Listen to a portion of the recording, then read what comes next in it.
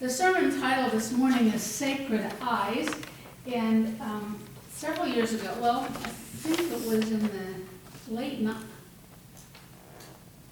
would have been had been the early 2000s, I read this book, Sacred Eyes by Robert Keck, and one of his initial ideas was sharing about the evolution or the growth of faith, of creation in the world. He said that in the beginning, the focus was on all of creation, on all of earth, on all of the universe. The focus was on physical growth. Genesis 1 tells us about everything that came into being. I know that this class a couple weeks ago was studying Genesis 1. And everything was mother-focused. Many of the religions were around the mother, believing in the mother and recognizing that growth comes because of the mother. And then creation moved into adolescence. And with adolescence, we had emotional growth. I'm inviting you to think over a long distance of time from the beginning of creation. Childhood lasted for millennia, for centuries, for the longest time. And then we moved into adolescence, and this was a time of emotional growth for humans in particular. And humans were rebelling against the mother. This is when wars began, divisiveness began, and we've had this for centuries now, the adolescence of creation. And then Keck is saying that we're moving into adulthood, which is spiritual growth. We've had physical growth, emotional growth, and now we're moving into spiritual growth. And we're leaning back on the mother once again. We're recognizing the importance of femininity, of a feminine perspective, that it's not all about the patriarchy or a men's understanding of life. I found this fascinating. I found it very, very helpful to me in understanding how creation has moved and grown over the centuries, over the millennia. Diana Butler Bass, who is a Christian historian, wrote a Newsweek cover story titled, "Forget the Church, Follow Jesus." She wrote this several years ago. And in her article, she quoted Andrew Sullivan, who is a British politician or a British political commentator, who dissected the crisis of American Christianity. And I thought that was very interesting that a political commentator was writing about American Christianity. I think he's got a lot of things right here, though. He was saying that the church, and this is the big church with the big C, the church has become hypocritical and irrelevant to millions of people. Organized religion is collapsing and atheism is rising. The wounded, the lapsed, the doubting seek shelter in spirituality away from the buildings and the traditions that house faith. More people are saying they are spiritual and not religious than ever before. Sullivan believes that Christianity is flailing and failing, and it needs to change fast. He sees a need for a model of renewal based on humility, service, and sanctity, and based in reason and morality. Weaving together spirituality and reason, Sullivan can still hold out for a resurrected Christianity. He sees that there's still hope. He's not sure how this resurrection can happen, though. He says, "I have no concrete idea how Christianity will wrestle free of its current crisis." He believes that a new Christianity must arise not from the head or the gut, but from the soul. This faith will come through questioning from a new perspective, by addressing concerns that initiate radical spiritual change. But those questions, says Sullivan, remain somewhat vague, and his answers to the questions are yet even more vague. So he's not a lot helpful here. Now, I'm aware that the truth is that there are Christians from pews, from pulpits and classrooms that are already asking what I think are the right questions as they work toward a spiritually renewed and intellectually credible Christianity. I hear these kinds of questions being asked in Sunday school here in this church. I believe this need for resurrected Christianity has been in the works for decades now. There are some theologians who have seen changes coming since the 1970s. That's 50 years ago. Wow. Things move very slowly. Okay, what was that about? That's a long time You're ago. not surprised? Is that it? A long time ago. No. It's a long time, yes. Things move very slowly in the church, though, that's for sure. There's one author that I read some time ago that believes that the movement toward a new perspective in the faith was hijacked. I'm not sure that's the right word. A better word might be sidetracked. With the civil rights movement and with the women's movement, so much energy was expended during the 70s, during that time, that needed a focus to bring about renewal for those areas that the church just wasn't available to consider other things as well. There are folks who are still asking new questions, though, from 50 years ago. And I believe that they make up America's exile faith communities. Are you aware of the nuns or the duns? I think I've mentioned them before. These are labels that are used to describe those who have never experienced church. Those are the nuns, N-O-N-E-S, not N-U-N-S, N-O-N-E-S, that just have never been in churches or spent very little time in a church, the nuns. And there are those who are just done with church. They either feel sucked dry by too many expectations on them of a church, or they understand their Christian faith in a way that's different than the traditional ways. These are the duns, those that are just done with church, the nuns and the duns. These folks, both the nuns and the duns, I believe, are asking questions that are creative, but are often ignored by Christians found in traditional churches. These nuns and duns are asking questions that are interesting to people found in liberal mainline churches, emergent evangelical churches, and other progressive circles. With a growing awareness over the last several decades, they have been engaging in this crisis, listening to the grassroots questions of American religious life, and creating new patterns and practices of faith. For them, the questions are becoming clear, and some answers are emerging. Diana Butler-Bass believes that there are three deceptively simple questions at the heart of the spiritually vibrant Christianity that's emerging around us. Questions of believing, behaving, and belonging.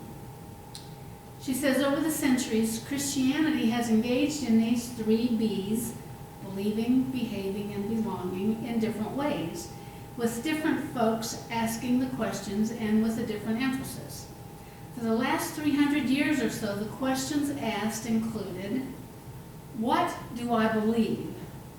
What does my church think I should think about God? That's the believing question. How should I behave? What are the rules my church asks me to follow? Those are the behaving questions. And who am I? What does it mean to be a faithful church member? How do I belong to this church? What do I believe? How should I behave? And who am I? She says the questions are changing, though. People today care less about what to believe than how they might believe. Less about rules for behavior than in what they should do with their lives. And less about church membership than in whose company they find themselves. The questions have now become, how do I believe? The believing question is, how do I believe? How do I understand faith as a person in the pew or in the pulpit that seems to conflict with science, with pluralism, and deeper thought? What should I do That's the behaving question. How do my actions make a difference in the world? Not what are the rules the church asks me to follow, but what do my actions do to make changes in the world? And the third one on belonging, the question is, whose am I? Which brings up the question, how do my relationships shape my self-understanding? It's not about what does it mean to be a faithful church member. It's about how do the people I interact with shape my understanding of who I am. The focus of religion hasn't changed. It's still about believing, behaving, and belonging. Those questions still matter. But the ways in which people engage in each area have undergone a revolution.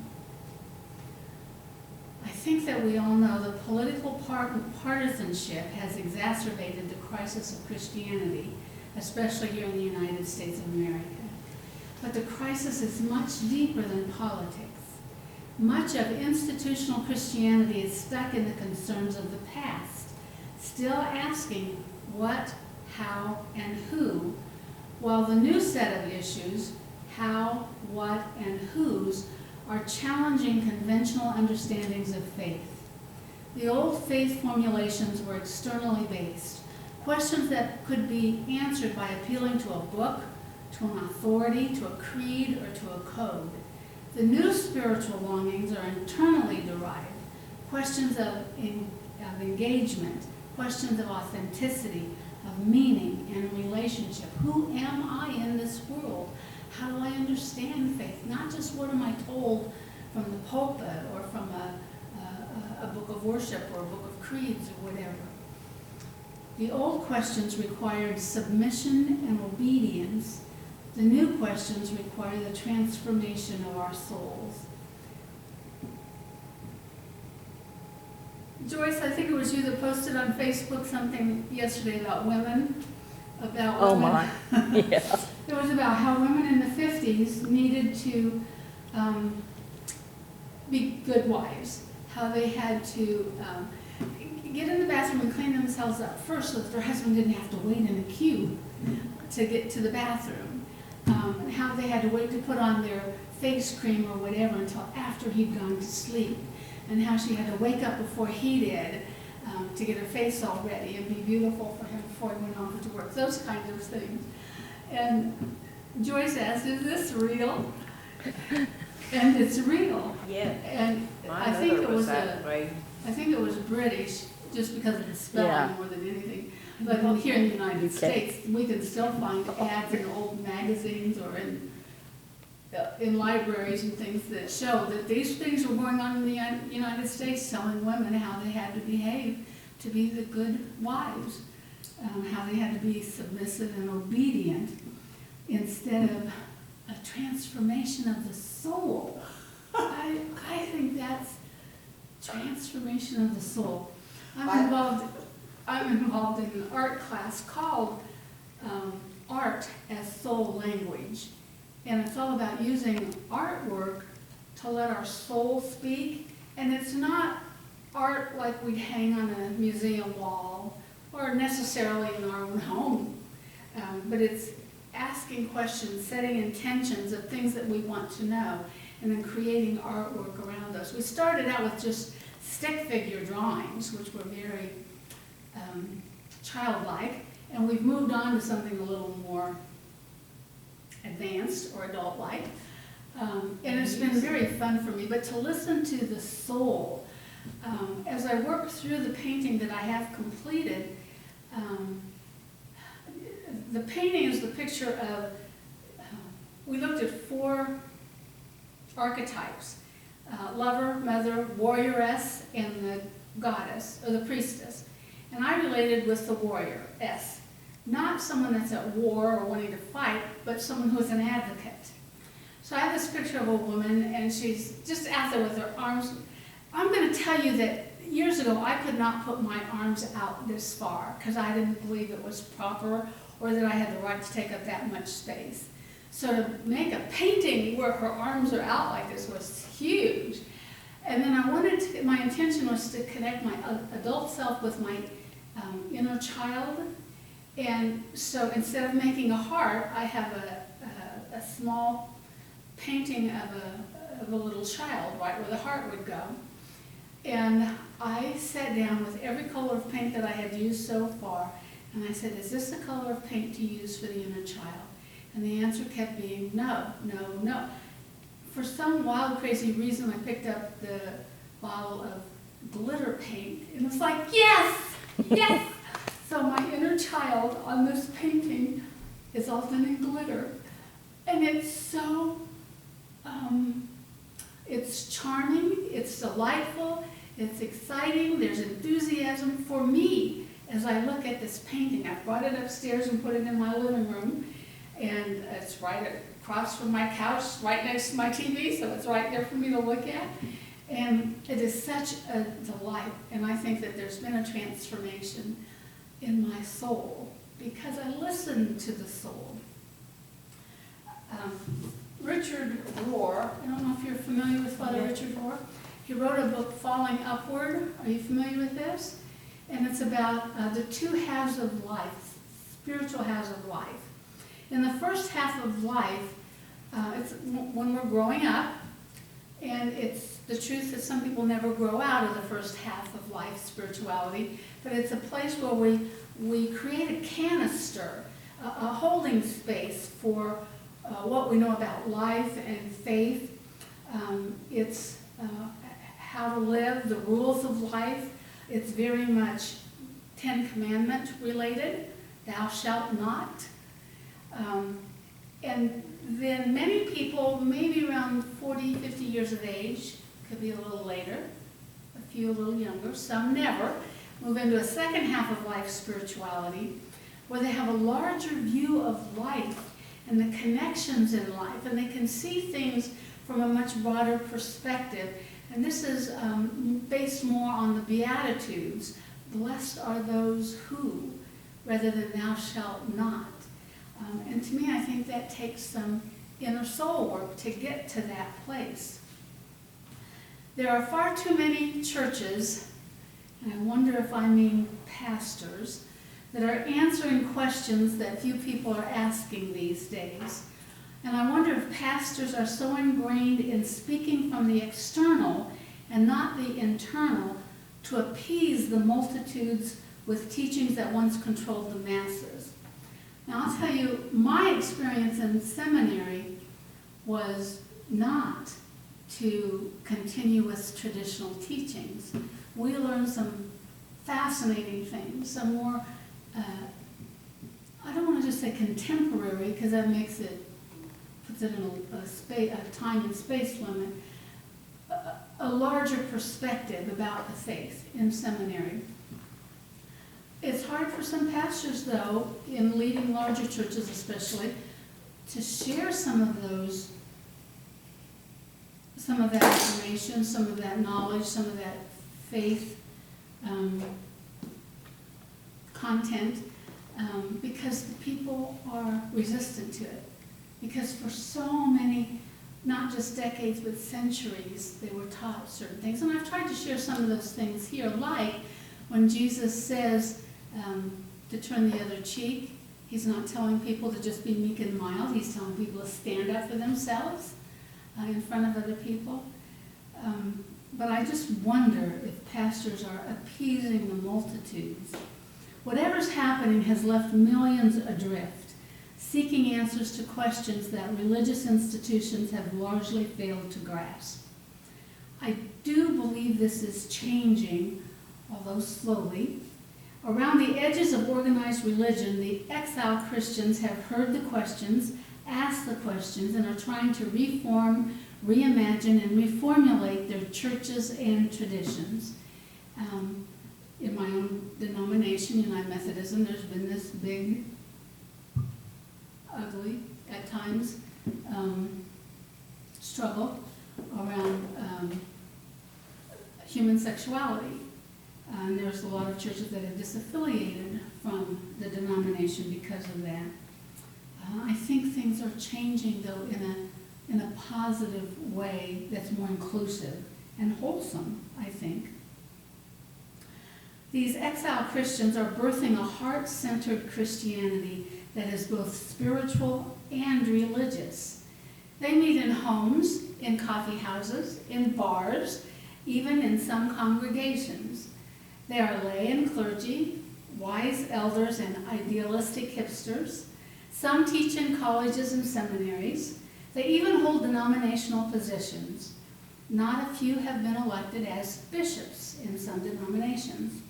The questions are rising from the grassroots up, and in some cases the questions are reaching a transformational tipping point. The crisis is real.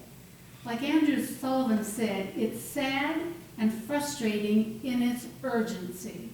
There is also the hope of possibility, for every crisis bears the promise of something new.